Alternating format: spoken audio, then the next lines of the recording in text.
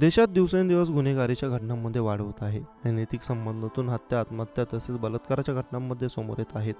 यातच मात्र काही घटना अशा आहेत ज्या वाचून तुम्हालाही हादरा बसेल.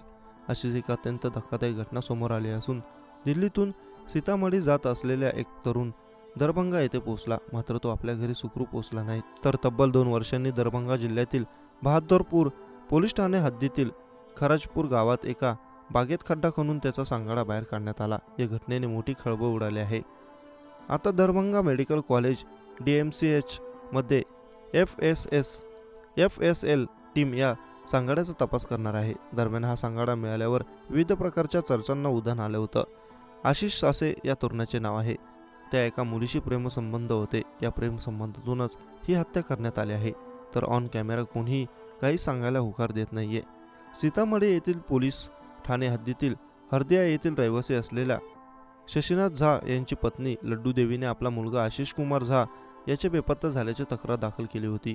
लड्डू देवीने सांगितले होते की 25 एप्रिल 2022 रोजी त्यांचा मुलगा आशिष हा दिल्लीतून आपल्या गावी यायला निघाला होता.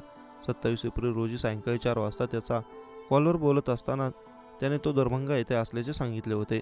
मात्र त्यानंतर त्याचा मोबाईल बंद झाला. त्याचा आम्ही खूप शोध घेतला, मात्र तरीही तो मिळून आला नाही. अखेर आम्ही पोलिसात धाव घेतली आणि तो बेपत्ता झाल्याची तक्रार दिली. मात्र तरीही पोलीस त्याचा शोध घेऊ शकले नाही. कार्यवाही न झाल्याने त्या न्यायालयात गेल्या.